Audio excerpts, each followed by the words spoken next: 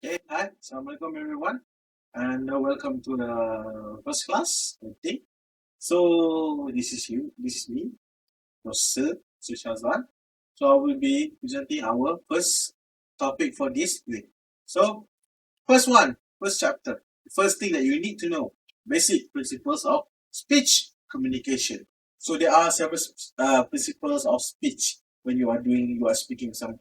You just not like you just talk and talk and talk without thinking of whatever happens, right? There are certain things that you need to consider before you are speaking to others. So it is important to understand the basic principle of speech communication. Got that? Got that? You got it? Okay, let's move on. Right. So, learning outcomes. At the end of this unit or this presentation, you will be able to understand the process of speech communication. Understand the process. There are several processes that involves in speaking. Then you understand the importance of effective public speaking and listening, because listening comes with speaking. It does not come one by one. Okay? Right. Then the third one, you need to understand the ethics of speaking and listening. There are ethics that you need to consider before you listen or you speak to something. Right. That is for the learning outcomes. First one, definition of communication. So, before you go on, try to define it on your own. What is communication? I will give you a link to provide your definition of communication. What does communication means to you? So I will ask you, I will discuss with you it later. All right. Remember, I will give you a link. Do it. Right. So in the communication process, there are 7 key elements to make sure the communication happens. Right. The first one, we have the sender, the person who initiates the conversation. If someone talks first, that is the sender. Yeah? Get me? You don't get me? Repeat. Alright. Then, second one, ideas. The subject matter, the message, what you want to tell someone. As the sender, what you want to inform the others. That is ideas. Third one, encoding. The transferring of the idea into a form that can be communicated to others. How the idea that you have are going to be delivered to the other people that you are trying to talk to. So that is encoding. All right. Next, fourth one, communication. So the communication medium through writing, speaking, signaling, and others. This involves the communication mediums can be other, like I said, writing, speaking, signaling, maybe typing, um, air, air, air signal, maybe smoke. But for us, for this course, we'll be focusing on speaking. Right. Then after that, we have the receiver who receives the idea or the message that you are trying to give. So you have the sender, you have the idea, you have the encoding, how you are trying to deliver the idea, communication channel, what medium will the idea will be given through. Then you have someone who receives the message or idea that you want to tell. Okay. Then decoding, the interpretation of the receiver once he or she receives the message. The When you are speaking to someone, you must remember you are just not listening to them and then listen, then finish. No, you need to remember that you need to understand what the person is trying to say to you. Is it important? Is it necessary? Is it just an idle gossip, or it is maybe important, maybe a big news? So you have to, as the receiver, they have to decode the what is the message about. Then the last one is about feedback. The receiver's responses towards the message. For example, you listen to like news about the increasing number of COVID cases. So your friend tell you there is a case here in your place. So what's your feedback? What is your response toward his message idea? So that is called feedback. So remember, there are 7. Any kind of communication, no matter writing, speaking, those they have the 7 elements. Okay, I hope you understand so far. Next one, we have the basic principles of communication. So, what are principles? It's not like you just talk without anything, without any issues or whatsoever. Sometimes you just talk without taking any of the consequences that will happen. So you must remember there are 8 basic principles. So what are those 8 basic principles? First one, know your topic. You must remember to always know what you are talking about. Because sometimes you have the idea, you have the topic, but sometimes you don't speak it. You don't deliver it well. You don't deliver it. Means that what you are saying is not really what you want to deliver. So you must also always remember know your topic. Then understand your audience. Who are you talking to? Who are they? For example, you are talking to your parents. Maybe you are talking to the children. Maybe you are talking to your boss. So your audience plays an important role on how you speak. Because what? It relates to the third principle. Understand the nature of your speech. Because when you talk to your parents, maybe, and you talk to your boss, will you be rude to them? Will you be like, who are you? No, you will be polite. You will be serious. Yes, boss, what can I help you? Yes, mom, I will help you. Okay, something like that. So, the nature of your speech and the audience are interrelated. Okay? So, the fourth one, ensure the conciseness and completeness of your content. So, you have a content, you have a topic, something you want to talk about. You understand your audience already, you know who you're talking to, and you understand how to deliver your speech, how the nature of your speech. But you must make sure the content that you get is concise and complete. Nobody likes incomplete information. For example, he likes to eat. He likes to see the incompleteness. People won't understand what you are trying to deliver. It is incomplete, and then it means that you are just playing a fool. Okay? Remember. Then you must be prepared to rehearse. You must sometimes there are some confident people who like they don't need to rehearse. Just like, okay, I just go in, I just talk and talk and talk, and then will convince them. Some people are confident like that, but for those who are unconfident, who are not confident, you should try to rehearse first. Practice what you want to say. Practice your delivery. So to make sure that you are be able to show off as one of people who are confident and have the concise and complete information about that particular topic. Okay? So you use prepare to rehearse. Okay, next one.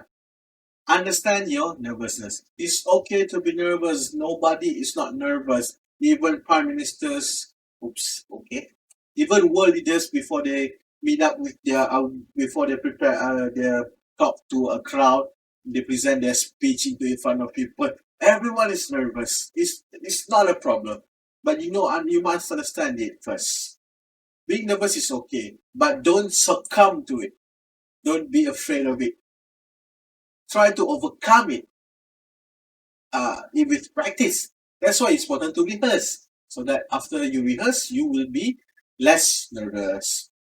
Next one, Know the purpose of your presentation. Why are you presenting that? You must know the purpose. Are you just trying to inform, or are you trying to persuade, or are you trying to argue? So you know the purpose of your presentation. Must remember that. Okay. Then you use relevant and current visuals. Because why people said that visuals and pictures help other people to remember what you are speaking, what are you telling them. So the current visuals means that pictures or charts or graphs that relates to the topic which are recent. For example, like every day you watch the Facebook with their announcement from the Kementerian Kesihatan Malaysia. They have the visuals, right? The pictures and the numbers of the cases. So that helps us to remember, and then it relates to your topic. So you should be using that in your presentation. Okay? Right. I hope you are alive and doing well. Okay? Right. Effective public speaking. So sometimes you might feel like, okay, I don't know how to speak well in front of the public people. I feel like I'm nervous. I feel like, oh, I'm scared. Don't worry, everyone feels that. I feel that absolutely. But now I'm trying to be here in front of you guys, presenting important information for you. Right, so you need to remember that there are three strategies of a good public speaker. Right, first one, make your listeners care about your topic. Okay, make them care. Why should they listen to you? You must make them care. So remember, your topics must be important enough so that people will want to listen to you. For example, my video is important because it will help you, inshallah, with your presentation. If not, habislah. Okay? Right. Make people care. Topic. Second one, provide directions for the audience to follow your speech. What is it by that? Provide direction for them. Maybe you can do some gestures, show some charts, pictures, direction, maybe show some diagrams. So you when you present something, provide something that they can look to, look to it. For example, like look at this presentation. They have slides so that they can refer it, and that they will not get lost. Sometimes when you listen to a speech in front of people, they have nothing. Just you listen to some people talk in front, talk without you knowing what the hell is happening. Okay, so but relations. Third one, personalize your speech. What does it mean by personalize? You do not need to feel like you are reading the news. For example, okay, today we have uh today, yeah, three accident happens in like no, personalize it. Make it like your, like for example, when you're presenting, huh, make it like interesting for them to watch you, listen to you, personalize it. Okay, for example, like me just like really presenting, making fun of you guys and myself in front of the others. Okay, so it's something like that. Personalize your speech. Okay, then remember I said speaking and listening is very important in communication. So we have active listening. So there are several types of listening skills. First one, appreciative listening. You are listening to appreciate something. For example, listening to songs, listening to a poem, maybe listen to your mom praising you, maybe. I don't know. It's something. Appreciative means that you want to appreciate. So that is relational listening. For example, you can understand what is your what or something that you listen to. It relates to you. Therapeutic means that you are listening to something like uh, something that helps you heal. Maybe for maybe going to the beach, BACH, okay, beach, BACH, and listen to the waves or something. Maybe go to the forest and listen to the sound of the forest or something. Therapeutic. Maybe listen to audio logs that help you to help yourself. And fourth one, critical listening. You listen attentively to something so that you will be able to uh, use the information for something. And the last one, informational listening. You listen to gain information. That's that's pretty much it for effective listening. Yeah. And even though there are effective listening, there still are some barriers, things that prevent you from actively listening. So, some of the barriers of active listening, they have anticipating the speaker's word or ideas. You try to guess. Maybe he tried to talk about this. Maybe he tried to talk about this. So you are trying to guess or try to anticipate what the speaker is trying to say. That is a bad listening because you are not trying to listen. You are like competing with the speaker. So you are not trying to listen what the speaker is trying to say. Okay. Second one, knowing the answer. Acah-acah, tahu, like that. Okay? Knowing the answer. You don't really know, but you act like you know. So that prevents you from listening to, for example, okay, your teacher tells you something. You say, I think I know this, I don't know, I don't need to listen to this. Blah, blah, blah. So even though you don't know, but you think you know, then you will listen and then you will still be wrong about it. Okay. Barriers of active listening number 3, offering your help. Because why? Sometimes people don't listen to other people. They're just like, okay, I don't need to. I see you in trouble. I'm just gonna help you. I don't need to listen what happens with you if it's guys problematic or something. No, suddenly just offer to help. No, that is bad listening. Okay, judging or forming an opinion, because sometimes you before you judge. I think this relates to the first one, because you need to listen carefully before you form an opinion or judge something. So before you do those things, listen first. All right. And then last one, reacting emotionally. Emotions in this are not I mean like overreaction, over being too over emotional. For example, you are too angry, you don't want to listen to anything anymore. You just want to keep something, trash something. People who are angry, they won't listen to reason. Maybe people who are too sad, they won't listen to other people.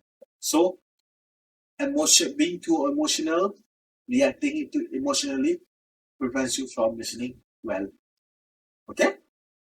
So far so good. I hope you guys still can listen to me because this is very important. Right. So still under effective listening, we have strategies to active listening. But before that, what is active listening? So as you can see in the slide, active listening is a conscious effort to listen to the speaker's speech and understand the message of the speech completely. It means that you are putting an effort, you are actively listening to the speaker, and you are trying to understand the message of the speech before you do anything else. Like, for example, you listen carefully to. So there are some strategies to active listening. First one, be deceptive. You try to pick up certain information that to that that you listen. For example, the speaker says, okay, there's a ball, there's a tree, there's a tree. Those are the ones that you have to be receptive to. For example, like there are some three things to help us become better. So you're focusing on the three things. Alright. So that is being receptive.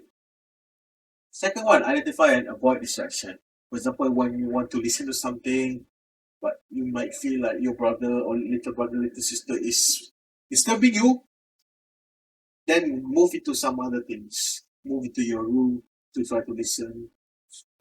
Get away from distractions. Third one and fourth one can be combined. Be prepared and take notes. What do you mean by be prepared? Is that when you want to listen to something important, don't like just listen like that. Wear your headphones. Look for your earphones or something. Pick up a pen. Get your books. Anything. Get your phone, tablets, or anything. Take down notes. So that is what we mean by be prepared.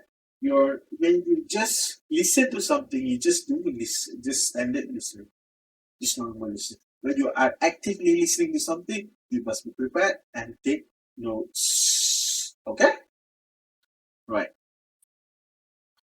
Now we talk about the ethics of speaking and listening. So there are important ethics that you need to remember when you are doing speaking and listening, no matter what. Even in classroom, outside classroom, friends, with a boss, with anyone. For you as a speaker, you must present accurate and recent information. Don't be like Makcik Pawangs who just forward everything without checking whether it's accurate or recent or not. Make sure it's valid, make sure it's new and it's not false. True information only. Okay? Second one, respect copyrighted materials and cite the sources. Why is it important? Because do you like when someone took your stuff and then claim it as your own? You won't, right? So that is copyright means, or in the short term is that you are plagiarizing others. Plagiarism is very bad. You are disrupting the person's credibility and as well as your own credibility. People won't trust you after this. Okay? So respect copyrighted materials. If you want to use their materials, cite them. Cite how to cite, later I'll tell you. This video, other video. Third one, use appropriate language register. We're speaking like earlier. Remember your audience. Remember.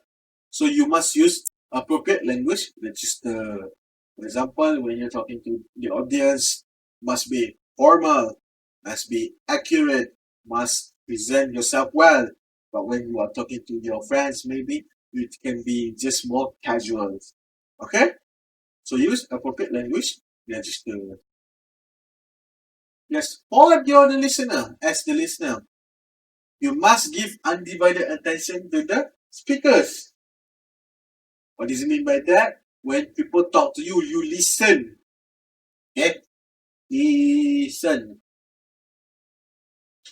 Don't allow when people talk to you play your phones, you konon buat kerja. No.